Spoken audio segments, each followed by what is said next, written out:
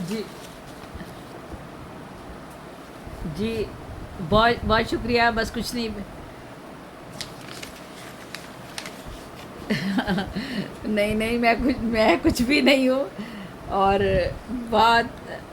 بس مبارکباد دیتی ہوں نہیں کچھ بھی نہیں تنویر بھائی، ماشاء اللہ سے، اور کیا بات کروں میں، سب لوگوں نے بہت اچھی گفتگو کی، اور ابھی تو بہت تفصیل کے ساتھ، اور جو ہے وہ آپ کی نعتوں کی کتابوں، نعت اور حمد کی کتاب کے حوالے سے سوالی اچھا بھائی جو ہے وہ تبصرہ کریں گے، ان کو ہم وقت دیں گے انشاءاللہ، ان کو ہم موقع دیں گے۔ میں تو بہت مختصر سی،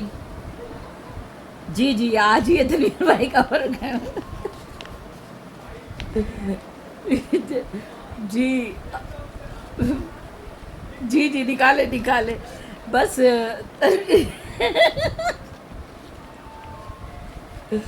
ہاں بس تنویر بھائی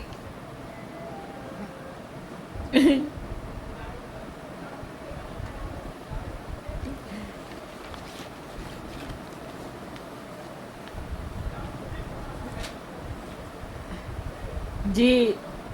جی جی جی، اور تنویر پھول بھائی جو ہیں وہ ہمارے ماشاءاللہ امریکہ میں 18 سال سے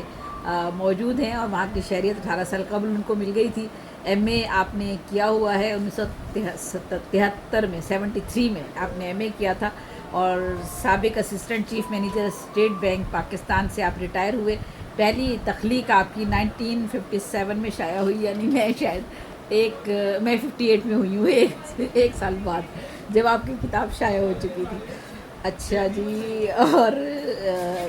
پہلی تخلیق شائع ہوئی تھی تنویر بھائی کی، پہلی تخلیق شائع ہوئی تھی 1957 میں، پہلی شعری تخلیق، اور میں 58 میں، تو 14 مجموعہ کلام آپ کے ماشاءاللہ شائع ہو چکے ہیں، اور آج کی یہ تقریب جو ہے ان کے 2 مجموعہ کلام، ایک حمدیہ اور ایک نعتیہ، یہ ابھی ان کے شائع ہوئے ہیں، جس کی تقریب پذیرائی ہے، اور تنویر بھائی کے حوالے سے یہ آج کی شام، آج کا جشن، آج کا دن ہم سب کے لیے خوشی اور مسرت کا باعث ہے۔ اور آپ کا جتنا بھی کلام ہے، زیادہ تر کلام آپ کا جو ہے وہ کتابوں کے حوالے سے، میں نام کسی کا بھی نہیں لوں گی کیونکہ پھر وقت زیادہ ہو جائے گا، پہلے ذکر ہو چکا ہے، تقدیسی ادب پر زیادہ تر کلام آپ کا جو ہے وہ مشتمل ہے، اور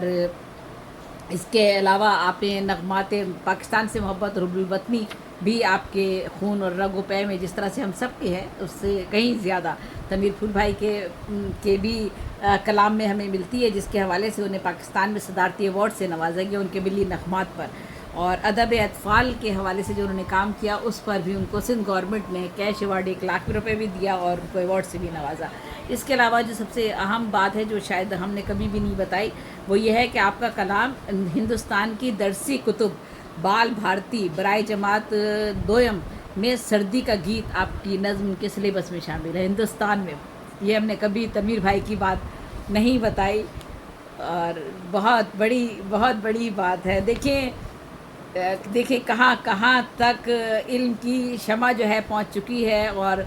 بچے جو ہے وہ اس سے استفادہ کر رہے ہیں، اور ہمارے اتنے بڑے بڑے اعلیٰ ظرف اور باکمال لوگ ایک طرف بیٹھے ہوئے ہوتے ہیں، اور کبھی وہ ذکر بھی نہیں کرتے اور بتاتے بھی نہیں ہیں، کسی سے کہتے بھی نہیں ہیں، یہی سب سے یہ بڑے بڑے لوگوں کا کام ایسا ہی ہوتا ہے۔ اسی طرح سے جموں کشمیر کی جو درسی کتب ہے رہبر اسلام، اس میں بھی آپ کی نعت شامل ہے، جبکہ پاکستان پنجاب کی درسی کتب میں آپ کی نظم، مکتب اور نعت بھی شامل کی گئی ہے،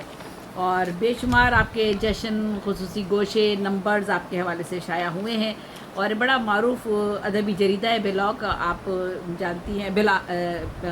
بلاگ خود اس میں، بلاگ، ہاں بلاگ، اور اس میں خود نوشت اور خصوصی گوشہ آپ کا شائع ہوتا رہا ہے کافی عرصے تک۔ اچھا، اس کے علاوہ آکسفورڈ یونیورسٹی پریس یہ بھی کتابیں شائع کرتی ہیں، جو کہ یہ درسی کتب کے ساتھ کورس کا حصہ ہوتی ہیں۔ اس میں آپ کی دو نعتیں آپ کی درسی کتب میں شامل کی گئی ہیں۔ اس کے علاوہ اکیڈمی ادبیات پاکستان نے انشورنس پالیسی آپ کی ہوئی ہے،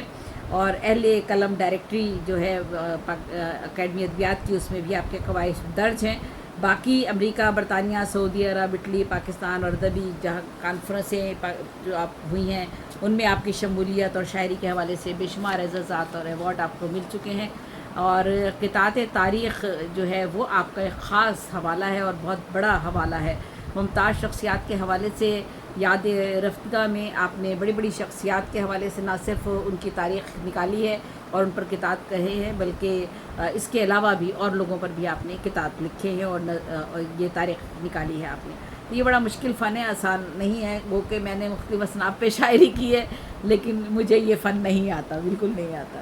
تو قرآنی و حدیث کے جو مفاہیم ہیں ان کو آپ نے اپنے غزلیات میں، اپنے کلام میں جس طرح سے سمویا ہے وہ ہم سب جانتے ہیں، اور غزل گوئی کے حوالے سے عصر حاضر کے مسائل پر آپ بات بڑے جوش و جذبے کے ساتھ کرتے ہیں، لیکن اس کے اندر روایت اور جدت کو ساتھ ساتھ لے کر چلتے ہیں، نہ ہی بہت زیادہ جدید رجحانات ہیں اور نہ ہی بہت زیادہ آپ کے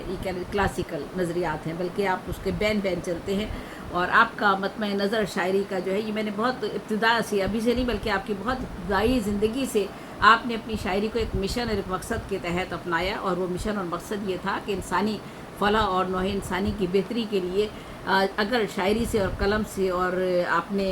لفظوں سے، اپنی فکر سے، اپنی سوچ سے اگر سماج میں اور معاشرے میں اور ارد گرد کے حالات میں تبدیلی لائی جا سکتی ہے تو اس میں اپنا کچھ کردار ادا کرنا چاہیے، اور آپ نے یہ کام کیا۔ اور ماشاءاللہ جس طرح سے قرآن و حدیث کے حوالے سے آپ ایک تربیت کر رہے ہیں، دینی تربیت کر رہے ہیں ہم سب کی، جو ہم سب یہاں موجود ہوتے ہیں، یہ ایک بہت بڑا کارنامہ، بہت بڑا کام ہے۔ جہاں تک قلبی واردات کا تعلق ہے، وہ ہم سب کی زندگیوں کا حصہ ہوتی ہے، کیونکہ ہم شاعر ہیں، بہت حساس ہوتے ہیں، چھوٹی چھوٹی باتیں، ہمارے دکھ، ہمارے غم، ہجر و وصال،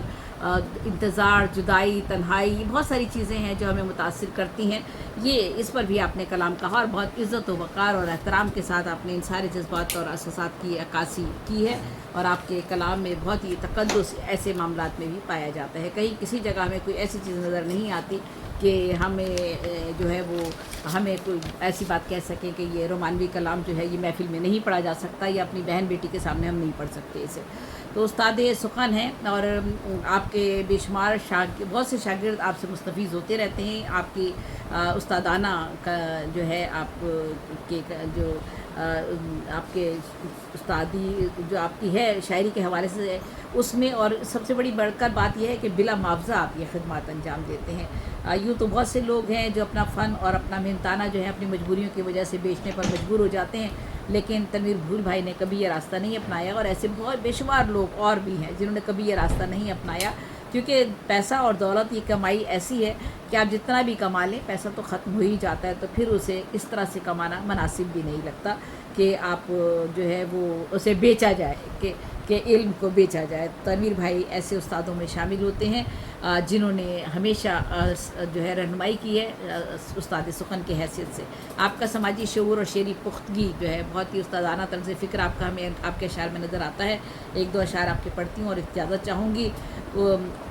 اجاڑو گھر سے مت تم آشیانہ، اجاڑو گھر سے مت تم آشیانہ، پرندے شام کو آئیں گے تھک کر۔ اور اجاڑو گھر سے مت تم آشیانہ، پرندے شام کو آئیں گے تھک کر۔ اور پھر آپ نے کہا ایک جگہ، ثابت ہوا کہ سختی میں ساتھی نہیں کوئی، ثابت ہوا کہ سختی میں ساتھی نہیں کوئی، جب دوپہر کی دھوپ میں سایہ جدا ہوا، جب دوپہر کی دھوپ میں سایہ جدا ہوا۔ تو جب آپ کو سائے کی ضرورت ہوتی ہے تو اس وقت، جب سائے کی ضرورت ہے تو تب سایہ آپ سے جدا ہو گیا۔ دل میں گر سوز نہ ہو، دل میں گر سوز نہ ہو، کار سخن ہے بیکار، دل میں گر سوز نہ ہو، کار سخن ہے بیکار، فائدہ کیا ہے قافیہ پیمائی کا۔ اور پھر اور آپ کہتے ہیں کہ اپنے سے بڑا بوجھ اٹھائے ہے جو بچہ، اپنے سے بڑا بوجھ اٹھائے ہے جو بچہ، وہ جرم غریبی کی سزا جھیل رہا ہے۔ اور پھر آپ نے کہا کہ یوں تو گزرے، یہ میں کل سے مصرع بار بار میرے ذہن میں آ رہا ہے، میں زبان پر آ رہا ہے، وہ جرم غریبی کی سزا جھیل رہا ہے، وہ جرم غریبی کی سزا جھیل رہا ہے۔ ہمارے اطراف جو حالات ہوتے ہیں اس کو دیکھ کر بے ساختہ لبوں پر آتا ہے، یوں تو گزرے ہیں سخنور اس جہاں میں اور بھی، یوں تو گزرے ہیں سخنور اس جہاں میں اور بھی، میر کو پر مانتے ہیں ہم تو سلطان غزل، یوں تو گزرے ہیں سخنور اس جہاں میں اور بھی، میر کو پر مانتے ہیں ہم تو سلطان غزل، میر و غالب شیفتہ اقبال مومن مصفی، باغبانی سے ہے مہکا ان کی چمنستان غزل. اور آخری شعر اور آخری شعر ہے تنویر پھول بھائی کا کہ یہ سخن پھول کا بس قافیہ پیمائی نہیں. بے شک یہ سخن پھول کا بس قافیہ پیمائی نہیں، ایک پیغام ہے موجودہ زمانے کے لیے. تو بے شک آپ کا یہ کلام ہم سب کے لیے اور صدی در صدی تاریخ ادب کا حصہ رہے گا، اور اس سے جو ہے وہ نئی نسل کے لوگ استفادہ کرتے رہیں گے. اللہ تعالیٰ آپ کا سایہ ہم سب پر محتادیر قائم رکھے اور ہم اسی طرح مستفید ہوتے رہیں آپ سے. آمین ثم آمین ثم آمین. بہت شکریہ.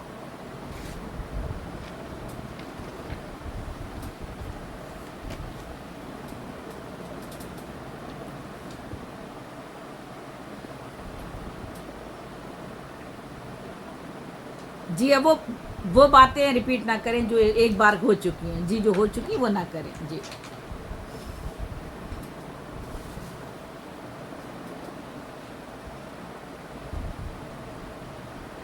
بے شک.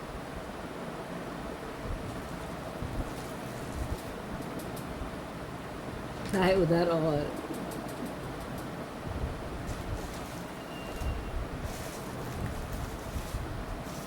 بے شک. جی جی